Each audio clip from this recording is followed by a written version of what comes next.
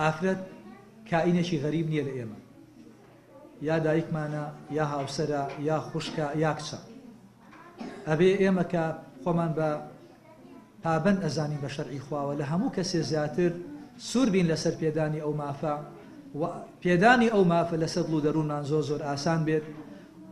بۆیە ئەبێ کارێکی وا نەکرێ بەم پرۆژە یاسایانە بەم یاسایانە بەو بانگەشۆ بانگەوازانەی کە لەسەر زۆربەی کەناڵەکانی ڕاگەیاندن ئەکرێ وای دەرەخاکە ژن و مێر لە دوو سەنگەری بەرامبەران وەکەوەی دوو دوژمنی یەک بن، هەر کەس بەلای خۆیان ڕایەکێشێ. نەخێر، ئەم حقوقە هەمووی دیاری کراوە لە شەرعی خوایە.